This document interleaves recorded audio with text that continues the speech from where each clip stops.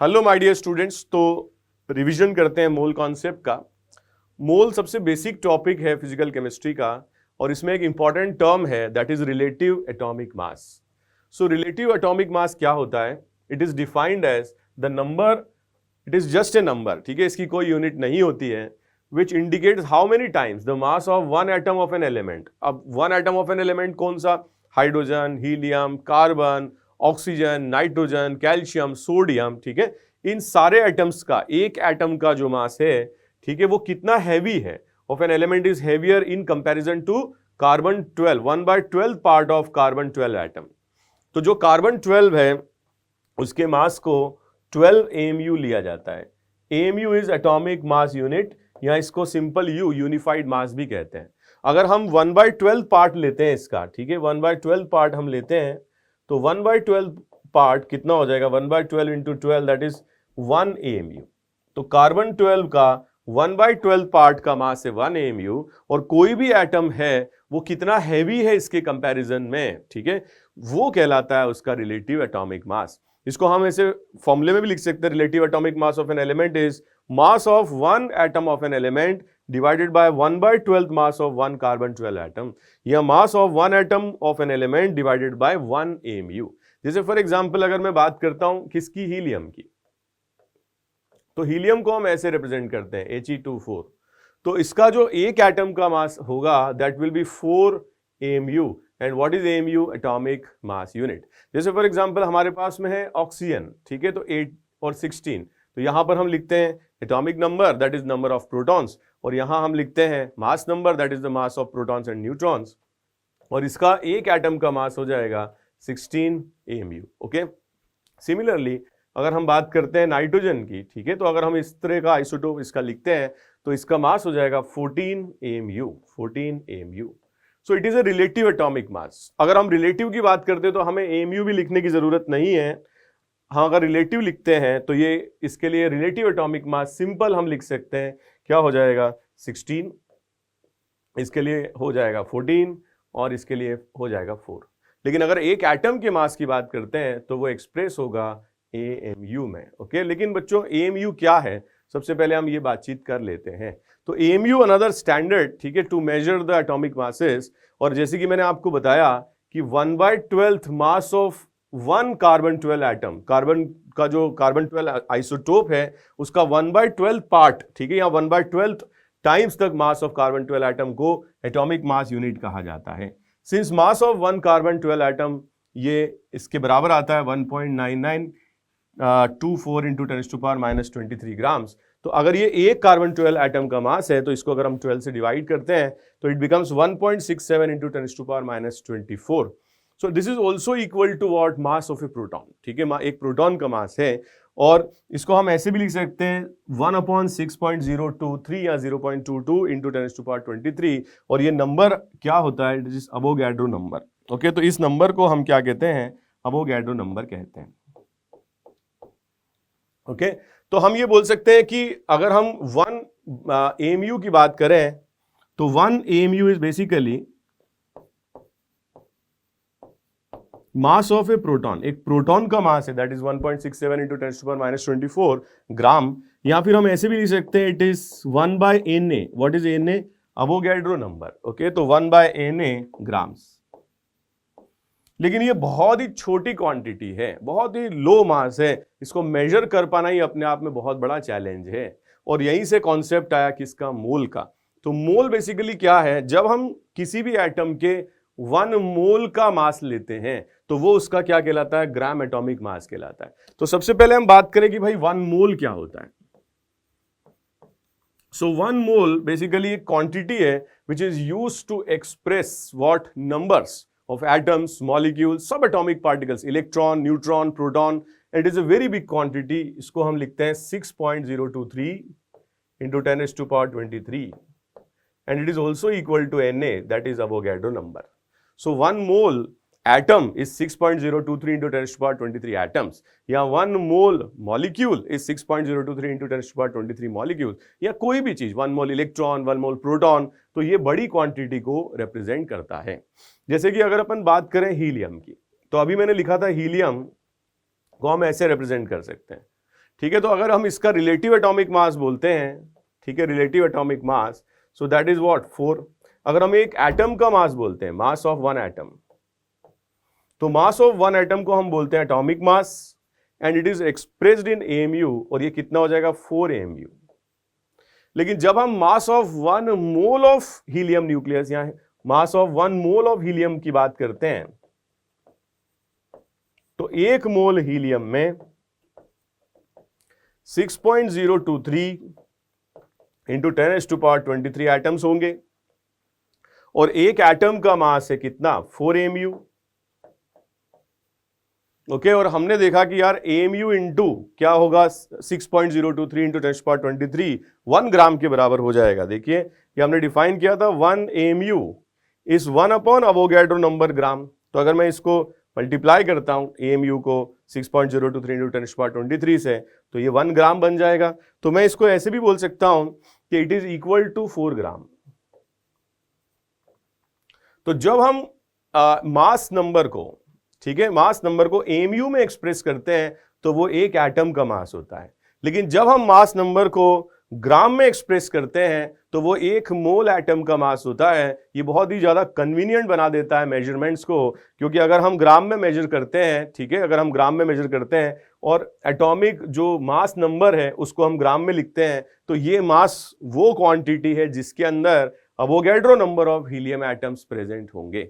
लेकिन अगर हम 1 AMU या 4 AMU लिखते हैं, मास नंबर को AMU में एक्सप्रेस करते हैं, तो उसमें केवल 1 हीलियम एटम होगा। ओके, तो ये बहुत इंपॉर्टेंट है। When numerical value of atomic mass of an element is expressed in grams, then the value becomes gram atomic mass GAM। And basically इसका सिग्निफिकेंस क्या है? इसका सिग्निफिकेंस है कि ये रिप्रेजेंट करता है 1 मोल एटम्स के मास को। Okay, so gram atomic mass is mass of 1 gram atom, या तो हम 1 ग्राम एटम बोल सकते हैं या फिर हम इसको 1 मोल ऑफ एटम्स भी बोल सकते हैं।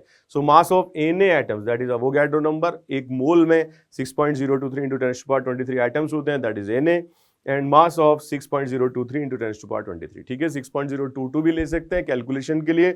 और अगर मान लीजिए कि जो ऑप्शन है वो दूर दूर हैं, तो आप 6 इंटू 10⁻23 भी ले सकते हैं। ओके, तो ये काफी बेसिक बातें हैं। तो जैसे कि अगर अपन बात करते हैं ग्राम एटॉमिक मास ऑफ ऑक्सीजन, ठीक है, तो ऑक्सीजन जो है इसको हम ऐसे रिप्रेजेंट करते हैं 8 and 16।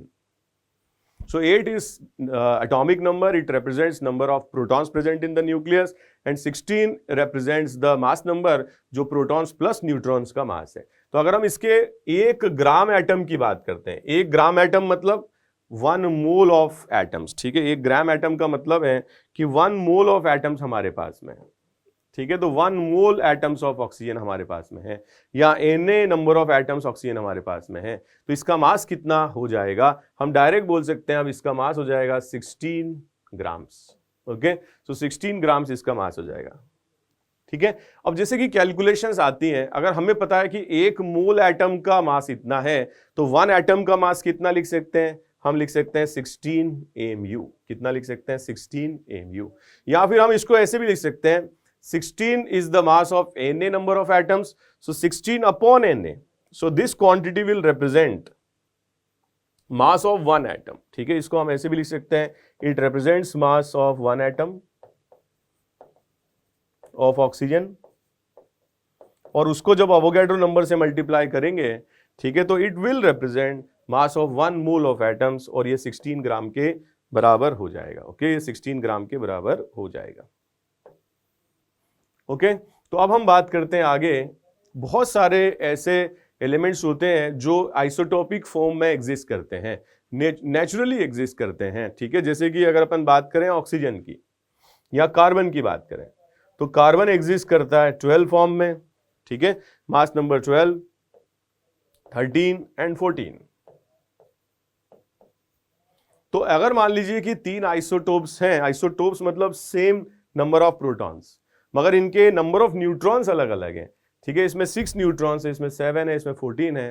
तो जो एटॉमिक मास है वो क्या होगा? ना 12 होगा, ना 13 होगा, 14 होगा, वो एक एवरेज वैल्यू आनी चाहिए। It will represents 1 mole atoms of carbon, क्योंकि 1 मोल ऑफ एटम्स जो कार्बन के हैं उसमें कार्बन 12 भी है, 13 भी है, 14 भी है। तो ऐसे केस में हमें जरूरत पड़ती है किसकी? एवरेज एटॉमिक मास की। So if an element exists in different isotopic forms or allotropic forms having relative abundance, अब इसमें अबंडेंस की बात हो रही है। अबंडेंस का मतलब जो नेचर है उसके अंदर कितना परसेंटेज एक आइसोटोप है, ठीक है। जैसे कि x1 आइसोटोप, सॉरी, जैसे कि कोई आइसोटोप है जिसका मास m1 है और उसका परसेंटेज x1 है, ठीक है। अगर m2 मास वाले का x2 परसेंटेज है और ऐसे ही mn का xn परसेंटेज है, तो हम इस केस में क्या कैलकुलेट कर सकते हैं, हम इस केस में कैलकुलेट कर सकते हैं एवरेज, ठीक है। और एवरेज हम कैसे निकालते हैं, एवरेज हम निकालते हैं कैसे, मास इंटू परसेंटेज अबंडेंस, ठीक है, m1 इंटू x1, ठीक है। हम इसको ऐसे लिख सकते हैं m1 into x1, so atomic mass, और मल्टीप्लाई करेंगे कितना उसका रिलेटिव या परसेंटेज अबंडेंस है, plus m2 into x2, plus ऐसे ही up to mn into xn जितने भी आइसोटोप्स हैं, डिवाइडेड बाय, ठीक है, डिवाइडेड बाय क्या हो जाएगा 100 टोटल, ठीक है। इस तरह से हम लिख सकते हैं, समेशन के फॉर्म में भी लिख सकते हैं mi इंटू xi अपॉन 100, ठीक है, समेशन, और यहां i की जो वैल्यू है 1 से n तक चली जाएगी। सीधे शब्दों में अगर अपन कहें तो हम इसको ऐसे लिख सकते हैं, जैसे कि मान लो हमारे पास दो आइसोटोप्स हैं नाइट्रोजन के, ठीक है, या हमारे पास दो आइसोटोप्स हैं मान लीजिए कार्बन के, कार्बन 12 और कार्बन 14, और अगर आपको दिया जाए कि भाई थर्ड आइसोटोप नेग्लिजिबल है, इसका परसेंटेज लेट से x है, ठीक है, इसका परसेंटेज लेट से x है, और इसका परसेंटेज लेट से 100 माइनस x है, ठीक है। और आपसे बोला जाए कि कुछ वैल्यू है इसकी एवरेज, लेट से मतलब आपसे बोला जाए 12.23 ऐसा दिया जाए, तो हम इसके लिए एवरेज निकाल सकते हैं x into 12 plus 100 minus x into 14 upon क्या आ जाएगा 100, ठीक है, अपॉन 100 आ जाएगा, और ये हो जाएगा आपका m एवरेज, ठीक है। अब आपको m एवरेज दिया जाए तो आप x निकाल सकते हो, x से इसका परसेंटेज अबंडेंस निकाल सकते हो, या परसेंटेज अबंडेंस दिए जाएं, ठीक है, दो भी हो सकते हैं, दो से ज्यादा आइसोटोप भी हो सकते हैं, तो आप एवरेज एटॉमिक मास निकाल सकते हो। तो बहुत सारे स्टूडेंट्स बोलते हैं कि सर ये जो फ्रैक्शन वैल्यू आती है ऐसा क्यों, मतलब वाई फ्रैक्शनल वैल्यूज, ठीक है, तो एटॉमिक जो मासेज है उनकी फ्रैक्शनल वैल्यूज क्यों आती है, जबकि मास नंबर तो फ्रैक्शन में नहीं हो सकता है। वो इसीलिए आती है क्योंकि जो अबंडेंस है सारे एलिमेंट्स की वो सेम नहीं होती है, सारे आइसोटोप्स की अबंडेंस अलग अलग होती है, और उससे हम एवरेज एटॉमिक मास निकालते हैं। ओके, तो नेक्स्ट अपन बात करते हैं किसकी, the atomic mass of an element is 50, ठीक है। एक एलिमेंट है जिसका एटॉमिक मास कितना है 50 है, calculate the mass of one atom in MU. तो हम जानते हैं कि जो भी रिलेटिव एटॉमिक मास है, क्योंकि अगर 50 दे रखा है इसका मतलब ये रिलेटिव एटॉमिक मास है, और रिलेटिव एटॉमिक मास से मतलब अगर एक एटम के मास की बात करेंगे तो वो हो जाएगा कितना 50 एमयू, ठीक है। Then calculate the mass of 6.023 × 10⁻23 atoms, इसका मतलब अवोगैड्रो नंबर ऑफ एटम्स की बात हो रही है, तो जो भी मास नंबर है अगर हम उसको ग्राम में एक्सप्रेस करते हैं तो वो उसका क्या हो जाएगा एवरेज, सॉरी, जो उसका क्या हो जाएगा ग्राम एटॉमिक मास, ठीक है, हम इससे लिख सकते हैं 1 मोल एटम का मास हो जाएगा। Then calculate the number of atoms in 10 gram. तो अगर हमें ये निकालना है नंबर ऑफ एटम्स, तो हमें इसके क्या कैलकुलेट करने पड़ेंगे, मोल्स कैलकुलेट करने पड़ेंगे। तो एक मोल का मास है 50 ग्राम, ठीक है, हमारे पास है 10 ग्राम, तो नंबर ऑफ मोल्स हो जाएंगे 10 डिवाइडेड बाय 50, ये मोल्स आ गए। अब मोल्स से हम क्या कर सकते हैं, नंबर ऑफ एटम्स निकाल सकते हैं। तो जो भी नंबर ऑफ मोल्स हैं उसको हम अवोगैड्रो नंबर से मल्टीप्लाई कर दें,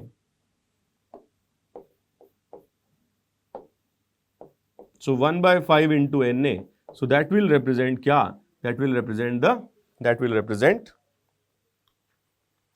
the number of atoms present in 10 grams, ठीक है। तो 10 ग्राम में एटम्स आ जाएंगे। इसके बाद what mass of the element contain these many atoms, again हम यहां पे क्या करें, मोल्स कैलकुलेट कर लें।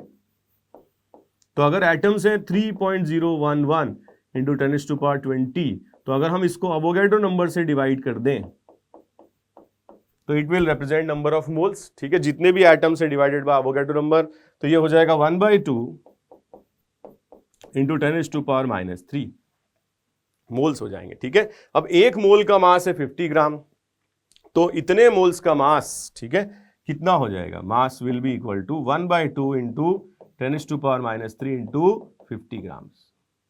तो ऐसे हम कैलकुलेट कर सकते हैं। अगर हमें नंबर ऑफ एटम्स दिए जाएं तो हम मोल्स निकाल सकते हैं और मोल से हम मास निकाल सकते हैं, या फिर अगर हमें मास दिया जाए तो मास से हम मोल्स निकाल सकते हैं और मोल से हम एटम्स कैलकुलेट कर सकते हैं। ओके, तो ये हुई बात किसकी, एटॉमिक मास की। अब हम बात करते हैं मॉलिक्यूल की और मॉलिक्यूलर मास की, ठीक है। तो जैसे एटॉमिक मास की डेफिनेशन है वैसे ही रिलेटिव मॉलिक्यूलर मास भी कितने टाइम्स वो 1 AMU से बड़ा है, या 1/12 टाइम्स कार्बन एटम का, कार्बन 12 का जो मास है उससे कितना ज्यादा है, वही उसका रिलेटिव मॉलिक्यूलर मास होता है। जैसे कि the number which indicates how many times the mass of one molecule of a substance is heavier in comparison to 1/12 times mass of carbon 12 atom. ये डेफिनेशन है। The molecular mass of a substance is the sum of atomic masses of the elements present in the molecule. It is obtained by multiplying the atomic mass of each element by their number of atoms and adding them together. अब इसका क्या मतलब है, जैसे मैंने लिया CH4, तो CH4 जो है एक मॉलिक्यूल है, ठीक है। हम जानते हैं कि मीथेन गैस है, रूम टेम्परेचर पे गैसियस फॉर्म में होता है। तो अगर मैं एक मॉलिक्यूल के बारे में बात करता हूं, मास ऑफ वन मॉलिक्यूल, तो इसमें कार्बन का 1 एटम है और हाइड्रोजन के 4 एटम्स है। तो हम इनको ऐड कर दें, 12 + 4 × 1, that is 16 AMU। So this will be the mass of one molecule, या इसको हम मॉलिक्यूलर मास भी बोल सकते हैं, molecular mass. So molecular mass will be 16 AMU and it will represent mass of one molecule.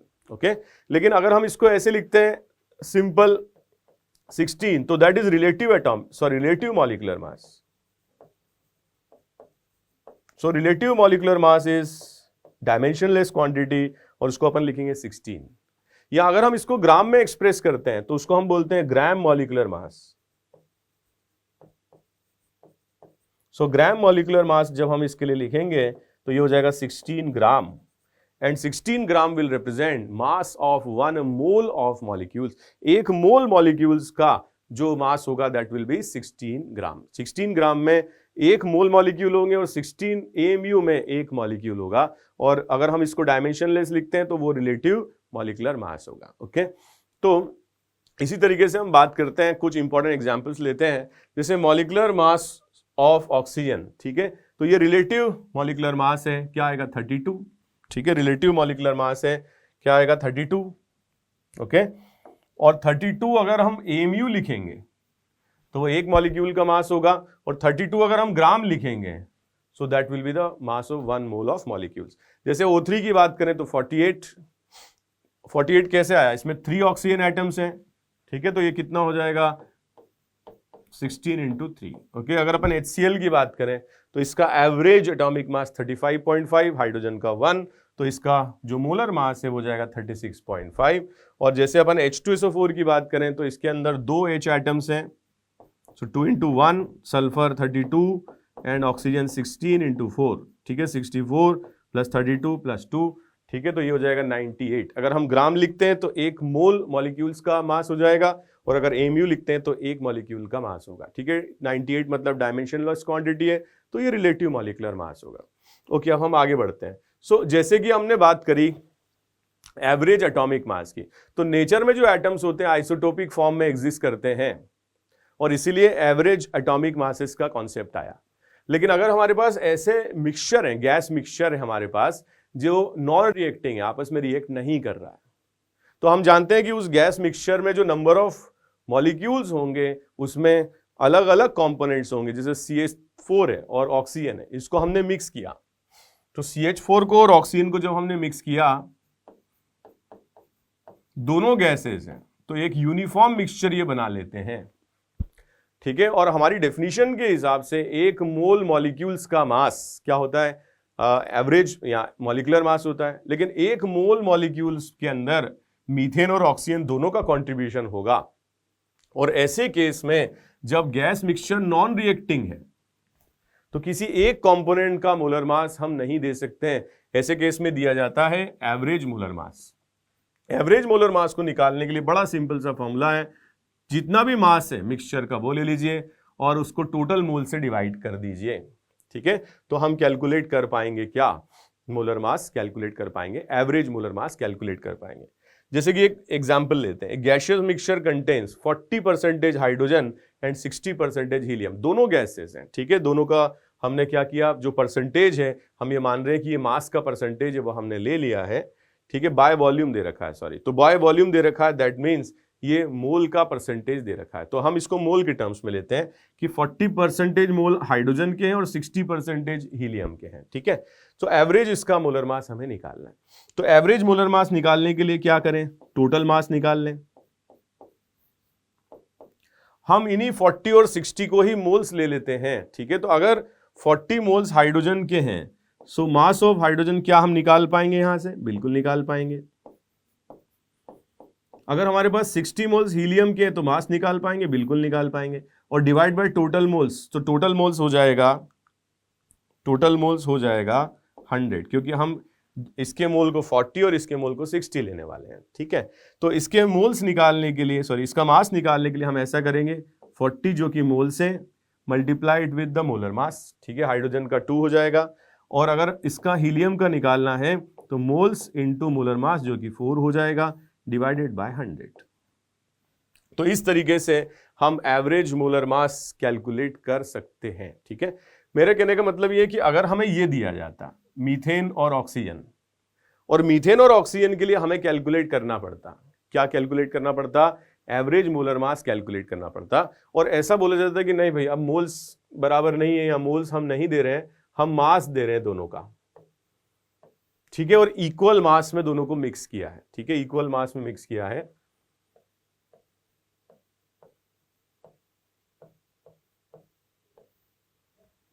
अब अगर इक्वल मास में मिक्स किया है, ऐसी कंडीशन नहीं है कि कंबशन हो जाए, ठीक है, लो टेम्परेचर है, तो अगर इसको इक्वल मास में मिक्स किया है तो मैंने इसका मास x ग्राम और इसका मास x ग्राम ले लिया।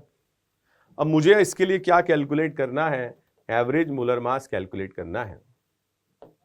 तो एवरेज मोलर मास मैंने बोला total mass upon total mole से निकालेंगे, तो टोटल मास हो जाएगा भाई 2x अपॉन टोटल मोल्स के लिए हम CH4 का कैसे लिखेंगे, mass upon gram molar mass, so x upon gram molar mass 16। ठीक है, प्लस क्या आएगा, ऑक्सीजन कितना आएगा, मास अपॉन ग्राम मोलर मास कितना जाएगा 32, और यहां से हम कैलकुलेट कर लेंगे और यहाँ एक से एक कैंसिल आउट हो जाएगा, बाकी फ्रैक्शंस हैं। इस तरीके से हम एवरेज मोलर मास निकाल सकते हैं। बट इंपॉर्टेंट है कि भाई वो नॉन रिएक्टिंग होना चाहिए। ठीक है, मतलब अगर मीथेन और ऑक्सीजन को हम मिलाएं तो भी नॉन रिएक्टिंग होगा अगर हम उसमें इनिशिएशन ना करें। ठीक है, तो ऐसी कंडीशन में नॉन रिएक्टिंग है। जैसे कि हमने यहाँ पे मिलाया हाइड्रोजन और हीलियम को, तो नॉन रिएक्टिंग है, इसमें हम एवरेज मोलर मास कैलकुलेट कर सकते हैं। जब हम इक्विलिब्रियम लेते हैं तो इक्विलिब्रियम में भी क्या होता है, रेट ऑफ फॉरवर्ड जब रेट ऑफ बैकवर्ड के बराबर हो जाता है और गैसियस स्टेट इक्विलिब्रियम होता है, तो उसमें भी अब और कोई चेंज मोल्स में नहीं होता है, क्योंकि रिएक्शंस बैलेंस हो जाती हैं, फॉरवर्ड और बैकवर्ड का रेट बराबर हो जाता है। तो ऐसे केस में भी जो इक्विलिब्रियम मिक्सचर है, गैसियस मिक्सचर है, उसका मोलर मास एवरेज या एवरेज मोलर मास हम कैलकुलेट कर सकते हैं। ठीक है, तो हम बढ़ते हैं आगे। तो अब हम कुछ इसको समराइज कर ले, definition of mole and molar mass. So a mole is the amount of substance that contain as many entities, चाहे वो एटम्स हो, चाहे मॉलिक्यूल्स हो, चाहे आयंस हो, चाहे इलेक्ट्रॉन हो, चाहे प्रोटॉन हो, चाहे कुछ भी हो, as there are exactly in 12 grams of carbon 12 isotope. और 12 ग्राम कार्बन 12 आइसोटोप में अवोगैड्रो नंबर ऑफ पार्टिकल्स होते हैं। ठीक है, मतलब 6 × 10⁻23 अप्रोक्सीमेटली होते हैं। So a mole of substance contains Avogadro number of particles. The term mole, like a dozen or gross, thus refers to a particular number of things. So mole is just a number. Actually it's a number like dozen. Dozen मतलब 12। अब वो dozen Apple भी हो सकते हैं और dozen बनाना भी हो सकते हैं, डजन पेंसिल भी हो सकती है। वैसे मोल भी एक नंबर है, वो एटम्स या मॉलिक्यूल्स या प्रोटॉन्स या इलेक्ट्रॉन्स या ऐसे छोटे पार्टिकल्स, सब एटॉमिक पार्टिकल्स जो बहुत बड़े नंबर्स में पाए जाते हैं, उनको एक्सप्रेस करने के काम में आता है। ठीक है, डजन, एग वगैरह। ठीक है, इस तरीके से हम रिप्रेजेंट कर सकते हैं। Next is molar mass of a substance is mass of 1 mole of substance. ठीक है, carbon 12 has a molar mass of exactly 12 ग्राम पर मोल। 1 ग्राम एटम मतलब एक मोल एटम, मतलब ग्राम एटम से कंफ्यूज मत हो जाना, मास मत समझ लेना। ग्राम एटम एक नंबर है जो रिप्रेजेंट कर रहा है 1 मोल को, ठीक है। ग्राम एटम मतलब 1 मोल ऑफ एटम्स या अवोगैड्रो नंबर ऑफ एटम्स, या 1 ग्राम मॉलिक्यूल मतलब 1 मोल मॉलिक्यूल्स या Avogadro number of molecules. So gram atom is a number, एक मोल एटम्स को हम ग्राम एटम बोलते हैं, एक ग्राम मॉलिक्यूल को हम क्या बोलते हैं, एक मोल मॉलिक्यूल या एक अवोगैड्रो नंबर ऑफ मॉलिक्यूल्स हम बोलते हैं। ग्राम आयन मतलब 1 मोल ऑफ आयंस, ठीक है। ग्राम आयंस मतलब 1 मोल ऑफ आयंस, ठीक है, या Na नंबर ऑफ या Avogadro number of ions. Okay students, तो समराइज करते हैं। अगर आपके पास नंबर ऑफ मॉलिक्यूल्स या नंबर ऑफ एटम्स दिए हो तो आप अवोगैड्रो नंबर से डिवाइड करके मोल्स निकाल सकते हो। अगर आपको मास दे रखा है तो मॉलिक्यूलर मास से डिवाइड करके, एटॉमिक या ग्राम एटॉमिक मास या ग्राम मॉलिक्यूलर मास से डिवाइड करके मोल्स निकाल सकते हो। और अगर आपको वॉल्यूम ऑफ गैस दे रखा है एसटीपी पर, एसटीपी क्या होता है हम देखते हैं, लेकिन अगर वॉल्यूम एसटीपी पर दे रखा हो तो 22.7 लीटर से डिवाइड करके निकाल सकते हो। या अगर आपको volume of gas 0 degree Celsius और 1 atm प्रेशर पर दे रखा है वॉल्यूम, तो 22.4 लीटर से डिवाइड करके आप मोल्स कैलकुलेट कर सकते हो। तो जो एसटीपी कंडीशन है वो क्या है? एसटीपी कंडीशन होती है जब हम प्रेशर क्या लें, प्रेशर लें हम 1 बार, ओके, प्रेशर लें हम 1 बार और टेम्परेचर लें 273 केल्विन, ठीक है। Pressure should be taken as 1 bar and temperature should be taken as 273 kelvin. तो जब हम इसको यहां पर प्लेस करते हैं, ठीक है, 1 मोल लेकर के, तो यहां से हम वॉल्यूम निकाल सकते हैं nRT/P, और nRT/P की जो वैल्यू आती है वो 22.7 लीटर्स आती है। लेकिन हम प्रेशर को 1 atm अगर लेते हैं तो वॉल्यूम की वैल्यू 22.4 लीटर्स आती है, ठीक है। आर आप लोग जानते हो यूनिवर्सल गैस कांस्टेंट है। कैलोरी में क्या वैल्यू होगी ये याद रखना है, ठीक है। जूल में क्या वैल्यू ये याद रखना है, जूल पर मोल पर केल्विन या कैलोरी पर मोल पर केल्विन, और लीटर एटीएम पर मोल पर केल्विन में 0.0821 ये वैल्यू याद रखनी है, ओके। तो इससे भी हम गैस के लिए मोल्स कैलकुलेट कर सकते हैं। कन्वर्जन्स में काफी हेल्प करेगा। प्रेशर अगर आपको सेंटीमीटर्स ऑफ मरकरी में दे रखा है, मिलीमीटर्स ऑफ मरकरी में दे रखा है, टॉर में दे रखा है, डाइंस में दे रखा है, न्यूटन पर मीटर स्क्वायर में दे रखा है या बार में दे रखा है, तो आप एटीएम में कन्वर्ट कर सकते हो। एक बात का ध्यान रहे, 1 bar is 75 centimetres of mercury while 1 ATM is 76 centimetres of mercury, okay. आगे बढ़ते हैं। अगर वॉल्यूम का कन्वर्जन है, ध्यान रखना है मिलीलीटर को, ठीक है, और डेसीलीटर्स को और डेसीमीटर क्यूब को हम कैसे कन्वर्ट कर सकते हैं लीटर में, ये ध्यान रखना है। टेम्परेचर को कैसे कन्वर्ट करना है, हमें केल्विन स्केल में काम करना है, तो डिग्री सेल्सियस में दे रखा हो तो हमें 276 से ऐड करके उसको केल्विन में कन्वर्ट करना है, ओके। तो आगे बढ़ते हैं। इसके बाद देखो, जब कोई गैस है वो वाटर के ऊपर कलेक्ट होती है तो उसके अंदर वाटर के भी कुछ न कुछ वेपर्स आ जाते हैं जिसको हम एक्वस टेंशन या वेपर प्रेशर ऑफ वाटर बोलते हैं। तो कोई गैस अगर कलेक्टेड है वाटर के ऊपर, ठीक है, अगर यहां पर वाटर लिक्विड है और यहां गैस कलेक्टेड है, तो जो भी टोटल प्रेशर है वो गैस का प्रेशर जो भी टोटल प्रेशर यहां मॉनिटर होगा वो गैस का प्रेशर नहीं होगा। इस टोटल प्रेशर में से हमें एक्वस टेंशन या वाटर का वेपर प्रेशर माइनस करना पड़ेगा, ठीक है, क्योंकि यहां पर वाटर के भी कुछ वेपर्स प्रेजेंट होंगे, ठीक है, और जो इक्विलिब्रियम प्रेशर होगा उन वेपर्स का वो वेपर प्रेशर ऑफ वाटर या एक्वस टेंशन कहलाता है, वो हमें माइनस करना होगा। तो प्रॉब्लम सॉल्विंग में ये आपको ध्यान रखना है।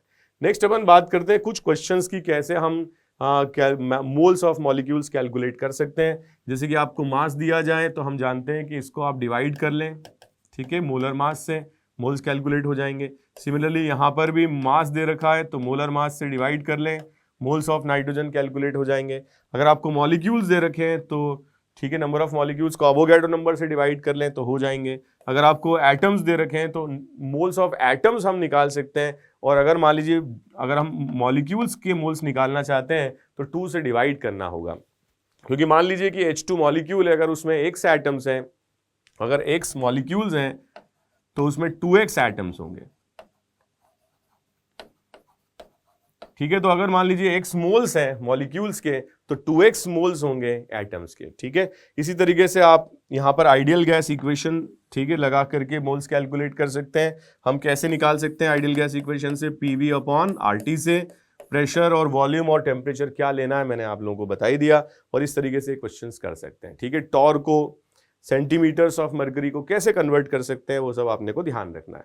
ओके, नेक्स्ट अपन बात करते हैं डेंसिटी की। एक्चुअली डेंसिटी दो टाइप की हो सकती है, एक हो सकती है एब्सोल्यूट डेंसिटी और एक होती है रिलेटिव डेंसिटी। जो सॉलिड्स और लिक्विड्स हैं उनके लिए हम एब्सोल्यूट डेंसिटी डिफाइन करते हैं कैसे, मास अपॉन वॉल्यूम। ठीक है, तो जो भी मास है ग्राम में, यहाँ जिसमें भी दे रखा हो, केजी में, volume litre, millilitre, centimetre cube, कैसे भी दे रखा हो हम कैलकुलेट कर सकते हैं। लेकिन अगर अपन बात रिलेटिव डेंसिटी की करते हैं तो रिलेटिव डेंसिटी में हम लिक्विड्स और सॉलिड्स के केस में क्या लेते हैं, density of the substance upon reference, that is the density of water at 4 degree Celsius, जो कि 1 ग्राम पर ml आती है। ठीक है, तो रिलेटिव डेंसिटी की कोई यूनिट नहीं होती है और रिलेटिव डेंसिटी एक डायमेंशनलेस क्वांटिटी है। हम इसको रेशियो की तरह देखते हैं, density of the substance upon density of water at 4 degree Celsius. ठीक है, लेकिन अगर अपन गैस की बात करते हैं तो उसमें एब्सोल्यूट डेंसिटी निकालने के लिए हम आइडियल गैस यूज करते हैं, आइडियल गैस इक्वेशन। और आइडियल गैस इक्वेशन से अगर अपन देखें तो ये आती है PM/RT। ठीक है, कैसे आएगा देखो, हम इसको ऐसे लिख सकते हैं PV is equals to nRT। N कैसे लिखेंगे, mass upon gram molar mass into RT। ठीक है, तो अगर अपन W/V कैलकुलेट करना चाहते हैं जो कि डेंसिटी है तो यह जाएगा PM/RT। ठीक है, तो जनरली जो मास है that is taken in gram, volume क्योंकि आइडियल गैस इक्वेशन तो लीटर में लेते हैं तो ये वैल्यू ग्राम पर लीटर में आएगी। अगर आपने प्रेशर किस में लिया है, ATM में, मोलर मास ग्राम में, टेम्परेचर केल्विन में, और R की वैल्यू क्या ली है, 0.0821। ठीक है, तो ग्राम पर लीटर में हम कैलकुलेट कर सकते हैं। सो P is the pressure, M is the molar mass, T is the absolute temperature. तो दूसरी जो है इसमें relative density is defined in terms of vapour density. So vapor density is defined as the density of the gas divided by density of hydrogen। तो gas की और hydrogen की density का ratio taken at same temperature and pressure. तो density मैंने देखा कि हम गैस के लिए ऐसे लिख सकते हैं PM/RT, तो इसको हमने लिखा PM gas upon RT gas, PM hydrogen upon RT, RT P cancel हो जाएगा, तो M gas upon M hydrogen. So M gas upon M hydrogen, that is molar mass of the gas upon 2 and this is known as vapor density। जो भी gas का molar मास है उसको 2 से divide करोगे तो वेपर डेंसिटी आ जाएगा, या वेपर डेंसिटी को 2 से मल्टीप्लाई करोगे तो गैस का मास आ जाएगा। अगर मिक्सचर ऑफ गैसेस दे रखा है तो vapour density of the mixture आ जाएगा एवरेज मोलर मास से। ठीक है, अगर आपको एक गैस दे रखी है तो मोलर मास अपॉन 2, अगर आपको मिक्सचर ऑफ गैसेस दे रखी हैं तो एवरेज मोलर मास आपको कैलकुलेट करना पड़ेगा in order to calculate vapour density. Okay, next अपन बात करते हैं mixture of hydrogen contain these mass percentage. तो मैंने आपको बोला कि इस तरह के क्वेश्चंस को करने के लिए आपको पहले M इफेक्टिव या M एवरेज निकालना पड़ेगा total mass upon total mole से, और फिर हम उससे वेपर डेंसिटी निकाल लेंगे M एवरेज डिवाइडेड बाय 2 से। Okay, vapour density is a dimensionless quantity, इसकी कोई यूनिट नहीं होगी क्योंकि इट इज अ रेशियो। ठीक है, सेम क्वांटिटीज का मतलब सेम यूनिट्स हैं तो कैंसिल आउट हो जाएंगे। इसके बाद हम बात करते हैं स्टोइक्योमेट्री की। तो बेटा स्टोइक्योमेट्री जो है that is basically the calculations which are based on mole की, मास की, वॉल्यूम की, ठीक है, एटम्स की, मॉलिक्यूल्स की calculation which are based on reactants and products involved in the reaction. Stoichiometric calculations require a balanced chemical equation। Okay, so remember a balanced chemical equation is one in which equal number of atoms दोनों sides में होने चाहिए। किसी भी element के जो atoms है वो इक्वल होने चाहिए दोनों साइड्स में। ठीक है, तो इसका सिग्निफिकेंस क्या है? ठीक है, बैलेंस केमिकल इक्वेशन से हम स्टोइक्योमेट्री का सिग्निफिकेंस क्या है, जैसे कि ये बैलेंस्ड इक्वेशन है 2H2 plus O2 forms 2H2O, तो इस टेम्परेचर पर हम करवा रहे हैं कि H2O भी गैस है, ठीक है, लिक्विड नहीं है।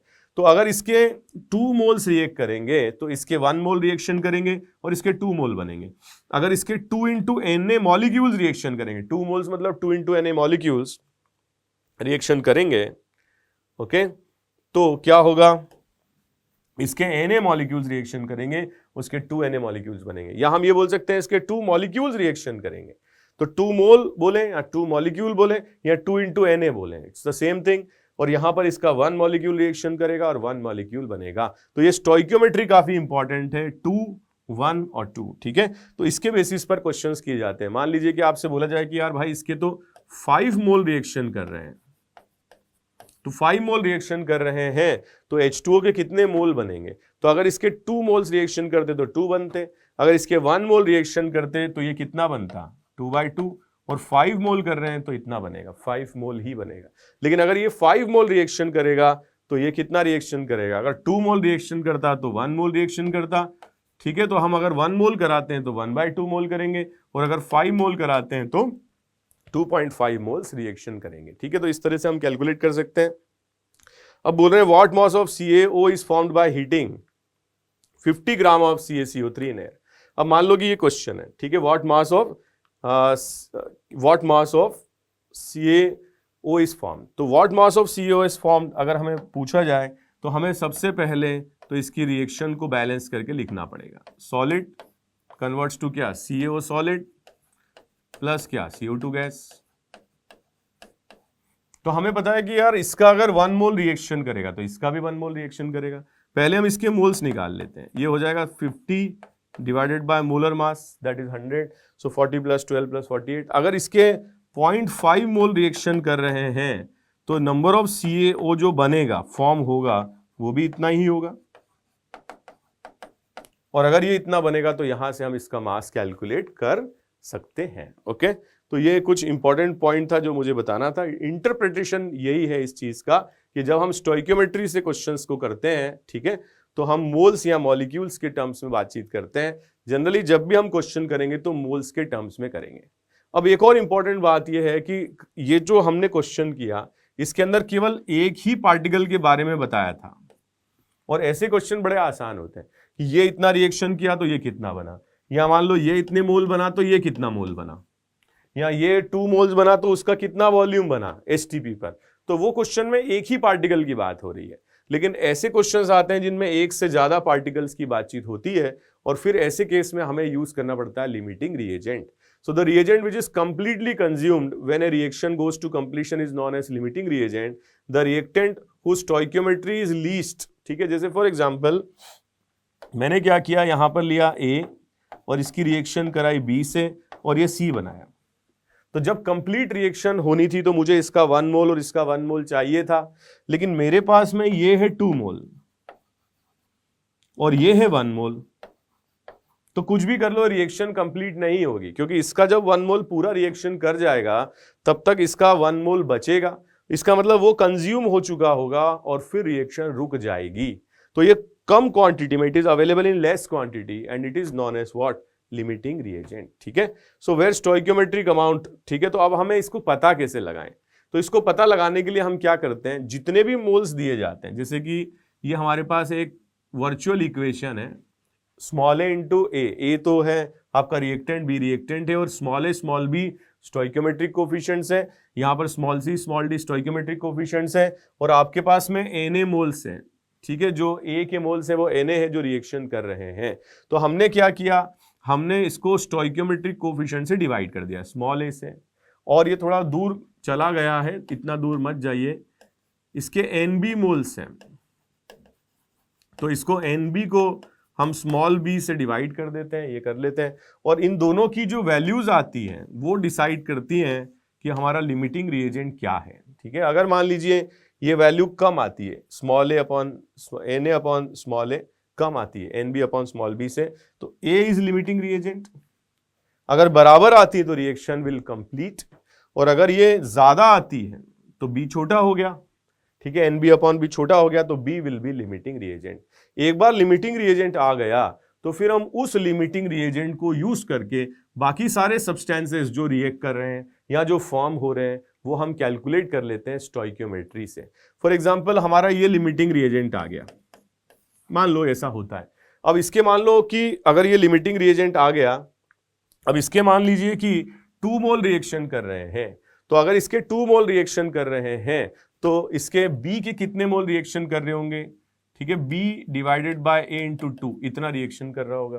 C कितना बन रहा होगा? Small c upon A into 2, और D कितना बन रहा होगा? D upon small a into 2 इतना बन रहा होगा। ठीक है, तो जो लिमिटिंग रिएजेंट आ गया वो डिसाइड करेगा कि बाकी सब्सटेंसेस कितने बन रहे हैं, और उसी के बेसिस पर हम क्वेश्चंस को सॉल्व करते हैं। ओके, तो जैसे कि एग्जांपल है लिथियम का 28 ग्राम और 48 ग्राम ऑक्सीजन रिएक्शन करके Li2O बना रहे हैं। ठीक है, तो मैंने क्या किया, इस क्वेश्चन को करने के लिए हमारे पास बैलेंस्ड इक्वेशन तो है ही। पहले मैं क्या करता हूं, इसके मोल्स लिथियम के कैलकुलेट कर लेता हूं, ऑक्सीजन के मोल्स कैलकुलेट कर लेता हूं, और उसके बाद इनको स्टोइकियोमेट्रिक कोफिशिएंट से क्या करता हूं, डिवाइड करता हूं। ठीक है, तो स्टोइकियोमेट्रिक कोफिशिएंट से जब मैं डिवाइड करूंगा, जो भी छोटी वैल्यू आ जाएगी, ठीक है, जो भी छोटी वैल्यू आ जाएगी वो लिमिटिंग रिएजेंट हो जाएगी। ठीक है, जैसे कि मैंने मोल्स निकाल लिए लिथियम के, कितना हो जाएगा 28 upon gram atomic mass of lithium. वैसे मैंने मोल्स ऑक्सीजन के निकाल लेने, कितना 48 upon gram atomic mass of oxygen. ठीक है, तो ये हो जाएगा। उसके बाद में ये जो वैल्यू आएगी, ठीक है, मैं एक जनरल बात लिख रहा हूं ताकि क्वेश्चन सॉल्विंग इजी हो जाए, 4 से डिवाइड कर दूंगा और यहां पर मैं इसको 1 से डिवाइड कर दूंगा। अब जो छोटी वैल्यू आ जाएगी इन दोनों में से, वो हमारा मेन लिमिटिंग रिएजेंट बन जाएगा और वही डिसाइड करेगा कि दूसरा सब्सटेंस कितना रिएक्शन किया और जो प्रोडक्ट है वो कितना बना। ठीक है, तो इस तरह से हम क्वेश्चंस को सॉल्व कर सकते हैं। इसके बाद में बहुत सारे क्वेश्चंस ऐसे आते हैं जिसमें मिक्सचर की बात होती है, और मिक्सचर में the composition of any mixture can be determined by reacting the mixture with some substances. तो उसमें मेजरली ये प्रॉब्लम रहती है कि जो मिक्सचर है उसके अंदर कौन सा पार्टिकल या कौन सा सब्सटेंस कितने परसेंटेज में है, तो वो हमें बताना रहता है।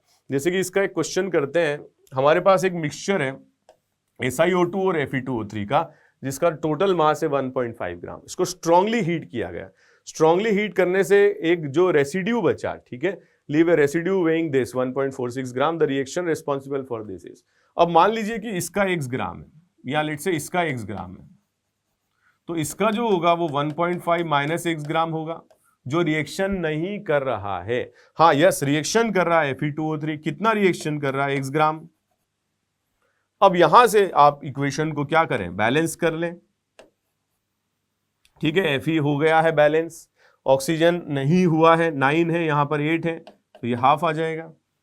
ठीक है, तो यहां पर आप देखो फेरस के 6 एटम्स हो गए दोनों तरफ, ऑक्सीजन के कितने हो गए, लेफ्ट में 9 है और राइट में भी अब 9 हो गए। तो जितना भी ये मास होगा x ग्राम, पहले इसके मोल्स निकाल लीजिए, ठीक है, मोलर मास से डिवाइड करके, फिर इसके मोल्स निकाल लीजिए, क्योंकि जितने मोल्स इसके होंगे उतने मोल्स तो ये बनेंगे नहीं। ठीक है, let's say moles of Fe2O3 ये हैं, तो मोल्स ऑफ Fe3O4 कितने बनेंगे, ये बनेंगे 1 3 इंटू 2, इतने मोल्स बनेंगे। ठीक है, अब जो भी मास होगा Fe3O4 का होगा, क्योंकि ऑक्सीजन गैस जो बनेगी वो तो एस्केप कर जाएगी। ठीक है, तो एस्केप कर जाने से क्या होगा, तो एस्केप कर जाएगी, तो अब क्या होगा, जो रेसिड्यू है वो 1.46 ग्राम। अब किस क्वेश्चन को आप ऐसे भी सोच सकते हो कि 1.5 में से 1.46 बचा, मतलब 0.04 ग्राम एस्केप कर गया, और वो एस्केप किसका होगा, ऑक्सीजन का। या फिर आप ऐसे भी सोच सकते हो कि मास ऑफ SiO2 जो कि अनडिस्प्यूटेड है, अभी तक कुछ नहीं हुआ है, प्लस मास ऑफ Fe3O4 जो हम मोलिकुलर मास से डिवाइड करके निकाल लेंगे, इन दोनों का सम कितना है 1.46 ग्राम, और फिर हम कैलकुलेट कर लेंगे। ओके, तो इस तरीके के क्वेश्चंस जो होते हैं वो मिक्सचर पर बेस्ड क्वेश्चंस होते हैं। ओके स्टूडेंट्स, नेक्स्ट देखते हैं हम परसेंटेज यील्ड। तो कई बार जो हम एक्सपेक्ट कर रहे होते हैं उतना मास नहीं बन पाता है प्रोडक्ट का, और इसीलिए ऐसे क्वेश्चंस पूछे जाते हैं जिसमें परसेंटेज यील्ड के बारे में कुछ न कुछ बातचीत दी जाती है। ठीक है, so in general when a reaction is carried out in lab, we do not obtain actually the theoretical amount of the product, the amount of product that is actually obtained is less। ठीक है, तो उसकी जितना मिलता है उससे हम उसकी यील्ड निकालते हैं, knowing the actual and the theoretical value। तो जो एक्चुअल वैल्यू वो कम मिलती है थ्योरेटिकल वैल्यू से। ठीक है, तो हम इससे हम परसेंटेज यील्ड कैलकुलेट कर सकते हैं, कैसे, actual value upon theoretical value into 100, that will give you the percentage yield. ठीक है, कैसे निकालते हैं मैं आपको बताता हूं। जैसे कि हमारे पास एक क्वेश्चन है, aluminium react with sulphur to form aluminium sulphide. ठीक है, तो ये इक्वेशन मैंने इसकी बैलेंस लिखी हुई है। इसके अंदर 5.4 ग्राम्स ऑफ एल्यूमिनियम और 12.8 ग्राम्स ऑफ सल्फर ये रिएक्शन करते हैं, जिससे मैंने, ठीक है, 27 और इसका जो मोलर मास है, ठीक है, सल्फर का 32, उससे मैंने डिवाइड करके इनके मोल्स मैंने पहले निकाल लिए हैं। तो इसके 0.2 और इसके 0.4 आ रहे हैं। अब 0.2 को मैंने 2 से डिवाइड किया, 0.1, 0.4 को मैंने 3 से डिवाइड किया, तो 0.1 से ज़्यादा आ रहा है। तो मैंने डिफाइन किया कि भाई ये हमारा लिमिटिंग रिएजेंट है, क्योंकि दोनों के मास दिए थे, मोल्स निकाल लिए, मोल्स को स्टोइकियोमेट्रिक कोफिशिएंट से डिवाइड किया, तो मेरा लिमिटिंग रिएजेंट आ गया। अब इसके हिसाब से मुझे क्वेश्चन करना है, तो अगर इसके 2 मोल्स रिएक्शन करते तो इसके 1 मोल बनेंगे, एक्चुअली इसके 0.2 मोल्स रिएक्शन कर रहे हैं तो इसके L2S3 के 0.1 मोल बनेंगे, और 0.1 से मैंने मास निकाला 15 ग्राम। ठीक है, तो 15 ग्राम जो है ये मास बनना चाहिए था, एक्सपेक्टेड थी, थ्योरेटिकल वैल्यू थी, कैलकुलेशन से आया ये, लेकिन जब लैब में एक्सपेरिमेंट कराया तो 12 ग्राम ही बना। तो यहां से हम परसेंटेज यील्ड निकाल सकते हैं, कितना हमें मिला, एक्चुअली कितना हमें मिला अपॉन कितना हमें मिलना चाहिए था according to stoichiometry into 100, that will give you the percentage yield. ऐसे क्वेश्चंस भी पूछे जा सकते हैं। नेक्स्ट हम देखते हैं परसेंटेज डिसोसिएशन। बहुत सारे सब्सटेंसेज हैं जो डिसोसिएट करके और अपने जो भी प्रोडक्ट्स बनते हैं उनके साथ इक्विलिब्रियम मेंटेन करते हैं, और इस एक रिएक्शन की तरह, मतलब एक जनरल रिएक्शन की तरह मैं इसको ऐसे रिप्रेजेंट करता हूं कि हमारे पास कोई ए पार्टिकल है, ठीक है, और वो ब्रेक हो रहा है, वो ब्रेक होकर के कुछ एनबी पार्टिकल्स में कन्वर्ट हो रहा है, और ये सारे गैसियस हैं, ठीक है। तो ए पार्टिकल ब्रेक होकर अगर एन पार्टिकल्स में जा रहा है और ये सारे के सारे क्या है, गैसियस हैं, तो ऐसे केस में हम इसका डिग्री ऑफ डिसोसिएशन निकाल सकते हैं। कैसे? क्योंकि नंबर ऑफ पार्टिकल्स इंक्रीज हो जाएंगे तो molar mass, effective molar mass कम हो जाएगा। Initially MO is the molar mass of the A, जो इनिशियल पार्टिकल है, और जब इक्विलिब्रियम आ जाता है तो एम रिप्रेजेंट करता है मिक्सचर का molar mass. So MO is the molar mass of A and M is the molar mass of the final mixture. So MO minus M upon, ठीक है, एम, और इसको मल्टीप्लाई करेंगे n माइनस 1 से। n मतलब ये particle कितने particles में ब्रेक हो रहा है, ठीक है, उससे हम अल्फा की वैल्यू कैलकुलेट कर सकते हैं। इसका एक बहुत सिंपल सा एग्जांपल है, जैसे अमोनिया है, ये ब्रेक होके N2 और H2 बनाता है, एक रिवर्सिबल रिएक्शन है, थोड़ी देर के बाद इक्विलिब्रियम आ जाता है, तो इसको हम ऐसे लिख सकते हैं 2NH3 की जगह मैंने NH3 लिखा, तो मैंने पूरी इक्वेशन को 2 से डिवाइड कर दिया, तो मुझे मिला N2 हाफ और H2 मिला 3/2, तो इन दोनों का सम हो गया मेरा 2, तो हमारी n-1 की वैल्यू आ गई 2-1, दैट इज 1, ठीक है। अब मैं फॉर्मूला लगा देता हूं, और फॉर्मूला है अल्फा इज जो मोलर मास है, जो इनिशियल है अमोनिया का, that is 17 minus molar mass of the mixture, ठीक है, upon n-1 into molar mass of the mixture. और ऐसा है क्वेश्चन में ये दिया गया है, हो सकता है ये दिया जाए तो आप अल्फा निकाल लें, अल्फा दिया जाए तो मोलर मास ऑफ मिक्सचर निकाल लें, तो ऐसे रिवर्स क्वेश्चन भी पूछे जा सकते हैं, तो ये ध्यान रखना है। ओके, नेक्स्ट अपन बात करते हैं परसेंटेज प्यूरिटी की। फॉर एग्जांपल हमने कोई सब्सटेंस लिया और उसके अंदर कुछ इम्प्योर सब्सटेंसेस प्रेजेंट हैं, तो जो हम रिएक्शन कराएंगे उसमें जो पार्टिकल हमें चाहिए था उसका मास कम आएगा। फॉर एग्जांपल CaCO3 की हीटिंग कराई हमने, और इससे मुझे Ca और CO2 मिला, तो इसके अंदर मान लो कुछ इंप्यूरिटी थी, मड थी, डस्ट, डर्ट, कोई और सॉल्ट प्रेजेंट था, तो मान लो मैंने इसका 100 ग्राम लिया, ठीक है, इसका 100 ग्राम लिया, तो 100 ग्राम अगर मैंने लिया तो इसके मोल्स मैंने लिए क्या, 1, तो मैं एक्सपेक्ट करूंगा कि CO2 के भी 1 मोल मिले, लेकिन एक्चुअल में CO2 के मोल्स कम मिले, और ऐसा इसलिए हुआ क्योंकि ये पूरा 100% प्योर नहीं था। तो ऐसे केस में हम डिफाइन करते हैं परसेंटेज प्यूरिटी, इस तरह के क्वेश्चन पूछे जा सकते हैं, actual mass of the compound upon total mass of the sample. ये 100 ग्राम इसका टोटल मास है सैंपल का, और इसमें पूरे 1 मोल है नहीं CaCO3, क्योंकि ये पूरी तरीके से प्योर नहीं है। तो percentage purity is actual mass upon जो टोटल मास है इंटू 100, और इससे हम बहुत सारे कैलकुलेशंस कर सकते हैं, बहुत सारी क्वेश्चंस पूछे जा सकते हैं। जैसे कि मैंने एक क्वेश्चन लिया है, एक चॉक सैंपल है, ठीक है, उसमें exactly required 17.52 grams of HCl for complete reaction with all chalks present in the sample, ठीक है, रिएक्शन कर जाए। So if the chalk sample is 72% pure, the mass of the sample taken is, तो मैंने पहले इक्वेशन लिखी, पहले मैंने जो मास HCl का दिया है उसको मोलर मास से डिवाइड करके HCl के मोल्स निकाल लिए। अब जितने HCl के मोल्स होंगे उसके हाफ मोल्स होंगे CaCO3 के स्टोइकियोमेट्री से, 1 से 2 मोल रिएक्शन कर रहे हैं, तो इसका अगर 1 होगा तो इसका हाफ मोल रिएक्शन करेगा।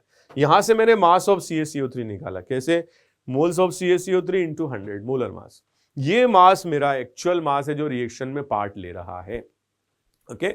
लेकिन ये प्योर मास कहां से आया है, एक इम्प्योर सैंपल से आया है, और लेट से उसका मैंने मास ले लिया x, ओरिजिनल सैंपल का मास मैंने x ले लिया, ठीक है। तो यहां परसेंटेज प्योर इम्प्योर सब्सटेंसेस भी हैं, तो जो प्योर मास है that is the mass of CaCO3 divided by x, जो कि सैंपल का मास है, इंटू 100, ये हमें दे रखा है क्या, 72%, ठीक है। तो यहां से बच्चों पहले मैं वेट CaCO3 का निकाल लूंगा, ये प्योर मास है, और यहाँ से मुझे अगर कोई पूछता है, जैसे कि इस क्वेश्चन में पूछा है कि इम्प्योर मास जो सब्सटेंस जो इनिशियल लिया था जो कि इम्प्योर था वो कितना है, तो वो x यहाँ से हम कैलकुलेट कर सकते हैं। तो परसेंटेज यील्ड और परसेंटेज प्यूरिटी, ठीक है, डिग्री ऑफ डिसोसिएशन, काफी इंपॉर्टेंट क्वेश्चंस हैं जो पूछे जा सकते हैं। इसके बाद इंपॉर्टेंट क्वेश्चंस जो पूछे जा सकते हैं वो सीक्वेंशियल रिएक्शंस पर बेस्ड होते हैं, इतने कोई टफ नहीं है, बस इसमें एक इक्वेशन की जगह दो इक्वेशन का यूज होता है, ठीक है। One of the product formed in the previous reaction is consumed in the second reaction. जैसे कि आप देख रहे हो बैलेंस्ड इक्वेशन है, PbS + 3O2 converts to PbO + 2SO2, और जो ये बना है ये आगे रिएक्शन में पार्ट ले रहा है। तो बस इसमें आपको ये इंश्योर करना है कि पहली इक्वेशन पर स्टोइकियोमेट्री लगानी है, चाहे लिमिटिंग रिएजेंट हो चाहे सिंपल हो, सिंगल सब्सटेंस हो, उससे आपने SO2 के मोल्स निकाल लेने हैं और उतने मोल्स आपके सेकेंड रिएक्शन में पार्ट लेंगे। तो इसके फर्स्ट रिएक्शन का जो आंसर आएगा, जो प्रोडक्ट का मास आएगा, मोल्स आएंगे, तो मोल्स को आप लेकर के सेकेंड इक्वेशन में स्टोइकियोमेट्री लगाएं और फिर कैलकुलेशन करें। जैसे कि how many grams of H2SO4 can be obtained from 1320 grams of PbS। तो इसमें सिंगल सब्सटेंस दिया है, तो यहां से इसके मोल्स निकाल लें, मास अपॉन ग्राम मोलर मास। अब जितने मोल्स इसके होंगे उतने SO2 के मोल्स बनेंगे यहाँ पर, तो मोल्स आप कैलकुलेट कर लीजिए, PbS के वही SO2 के मोल्स होंगे। अब वो सेकेंड इक्वेशन के लिए मोल्स हो जाएंगे और उससे आपको क्या निकालना है, H2SO4 कितना बनेगा। तो बेटा ये बहुत सिंपल हो गया, क्योंकि जितने H2SO2 यहाँ होंगे, क्योंकि दोनों का स्टोइकियोमेट्रिक कोफिशिएंट सेम है, तो उतने ही मोल्स H2SO4 के भी बनेंगे, और यहाँ से हम दोनों को इक्वेट कर सकते हैं, H2SO4 के मोल्स आ जाएंगे, फिर आप मोलर मास से मल्टीप्लाई करके और आप उसका मास निकाल सकते हो। ओके, तो इस तरह के सीक्वेंशियल इक्वेशंस के रिएक्शंस पर क्वेश्चंस पूछे जा सकते हैं। और एक लास्ट पार्ट है इसका, प्रिंसिपल ऑफ एटम कंजर्वेशन, और ये हम तब लगाते हैं जब हम रिएक्शंस को बैलेंस नहीं कर पाते, और ये सिंगल एलिमेंट पर लगता है। मतलब जिस कोई भी एलिमेंट अगर रिएक्शन में प्रेजेंट है तो उसके number of atoms left hand side में और राइट हैंड साइड में सेम होने चाहिए, ठीक है। तो इसी को हम बोलते हैं प्रिंसिपल ऑफ एटम कंजर्वेशन। जैसे कि KClO3 डिसोसिएट हो गए KCl और O2 बन रहा है, ये तो काफी सिंपल एग्जाम्पल है, लेकिन कोई टफ एग्जाम्पल आए तो भी हम कर सकते हैं। तो जैसे पोटेशियम पर मैंने लगाया, applying the principle of atom conservation for potassium, तो पोटेशियम के जो नंबर ऑफ एटम्स होंगे या नंबर ऑफ मोल्स अगर होंगे, तो KClO3 में जितने होंगे, इसका कोफिशिएंट 1 है तो इंटू 1, और KCl में जितने होंगे इंटू 1, वो बराबर होने चाहिए। लेकिन अगर मैं इसको अप्लाई करता हूं, किस पर, ऑक्सीजन पर अगर मैं अप्लाई करता हूं, तो यहां पर जो इसका कोफिशिएंट है, मतलब जो सबस्क्रिप्ट है वो 3 है, यहां पर 2 है। तो जब मैं ऑक्सीजन पर अप्लाई करूंगा प्रिंसिपल ऑफ एटम कंजर्वेशन, तो कैसे लिखूंगा, number of moles of KClO3 into 3, so this will represent number of oxygen atoms in left hand side, ठीक है, number of oxygen atoms in left hand side, क्योंकि जितने KClO3 के moles होंगे into 3, it should be equal to number of moles of oxygen formed as a product into 2। तो यहां पर number of atoms कितने हो जाएंगे, जितने मोल्स ऑक्सीजन के बनेंगे इंटू 2, और यहां कितने हो जाएंगे लेफ्ट हैंड साइड में, number of moles of KClO3 जितने रिएक्शन करेंगे इंटू 3, दोनों ही बराबर होने चाहिए। तो इस तरह से हम प्रिंसिपल ऑफ एटम कंजर्वेशन लगा सकते हैं और क्वेश्चंस को आसानी से सॉल्व कर सकते हैं। सो this is all about the revision of क्या, मोल कॉन्सेप्ट। और मोल कॉन्सेप्ट में बेसिकली मैंने आपको बताया कैलकुलेशन ऑफ मोल्स, ठीक है, number of atoms, number of molecules, number of ions, stoichiometry single substance पर, और limiting reagent, percentage yield, percentage purity, degree of dissociation, principle of atom conservation, और इस तरीके की जो क्वेश्चंस हैं इसमें STP का जरूर ध्यान रखें, बहुत सारे बच्चे गलत कर देते हैं, 22.4 ले लेते हैं, तो इस तरह के क्वेश्चंस यू कैन एक्सपेक्ट।